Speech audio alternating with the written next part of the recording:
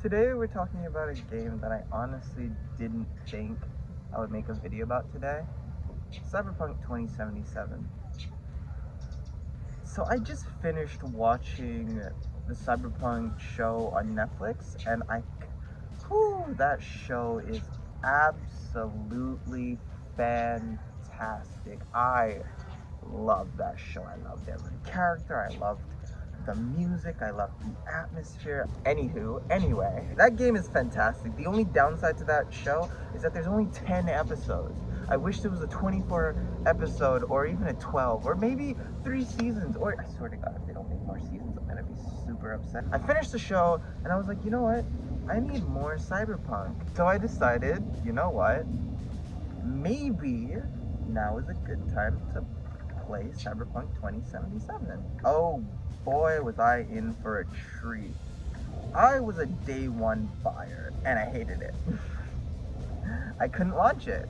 I mean, I could launch it, I couldn't play it. So I said, you know what? I'll treat this like an art piece and I will just wait. Pull up here. And now, here we are, I'll just strap down below. September of 2022, and I can honestly say that that Cyberpunk 2077 is in a playable, good state. I love anything that takes reality and turns it into a dystopia or a utopia.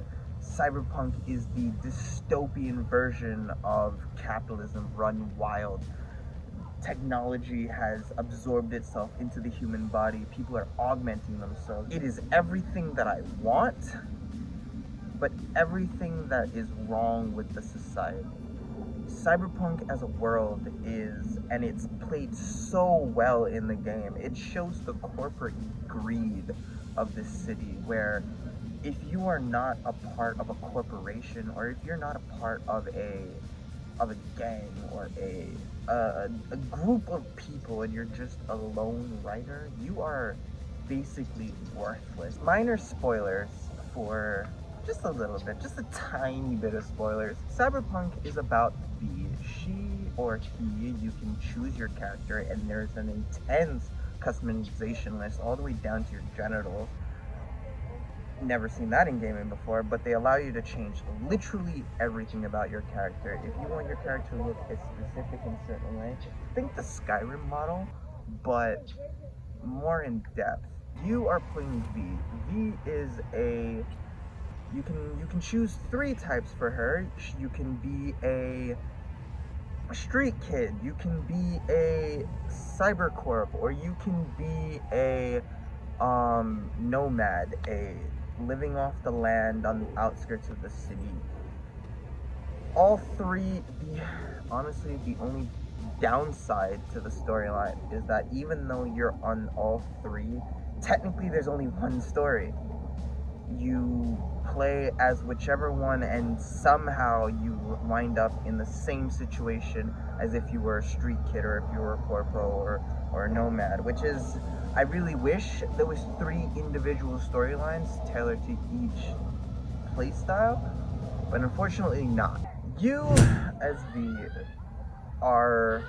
you've taken a job to infiltrate the massive corporation in Night City, to steal a cyber chip or to steal a relic. The relic gets damaged on your heist, it gets implanted into your brain or into your slot, and it starts to take over you. So you are on this adventure of a lifetime for a life and death situation to save yourself. On the way, you meet friends, you meet new comrades, you lose old friends, you gain new friends. It's not about the adventure, it's about the friends you make along the way type of story. And it's played so well, and the voice acting is done so meticulous that it's just, you are going to want to go through each and every story option. There are 3 individual endings of the game for the story, but they're not tied to you choosing a route through your choice selections. It's more of a, if you did certain side gig. The graphics of Cyberpunk is absolutely amazing. Everything is, well, as it is now, everything is detailed, everything is thought out. I don't know how much thinking went into this game, but for the most part, everything seems fleshed out. The world seems living and breathing in the state that it is. Can it get better with AI developing or updates? Definitely, absolutely. There's nothing that really drags you out of the game if there's no bugs, and that's the biggest thing. All of the bugs in this game, there are so many things that just can go wonky. The biggest bug I noticed was if you're driving fast enough, everything disappears in like the main city area. Cars despawn, people despawn, the world just gets empty. Like, it just becomes a ghost town. And there's even like a chapter in the game, I didn't notice it until there was a specific chapter in the game called Ghost Town, and I was like, wait, are they talking about how when I drive everything just despawns? No, it was actually about the story, augmentation and weapons. This is a Cyberpunk game, and I am pleasantly surprised on how they introduced augmentation and your weapon abilities in weapon abilities, augmentations. Just, this is supposed to be a cyberpunk world, so I'm not expecting something like GTA. You as a character can upgrade and unlock yourself to do bigger and better things. For the most part, you have your standard guns that you see in other video games, like your machine guns and your rifles and your shotguns. But you also have your blades, like katanas and knives and machetes.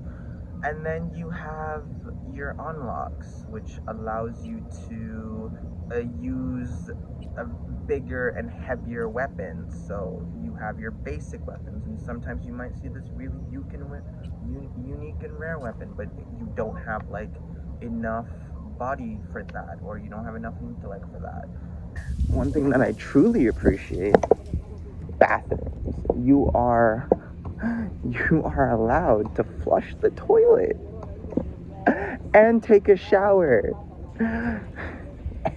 and change your appearance and comb your hair. It's the bathroom game in this game, top notch.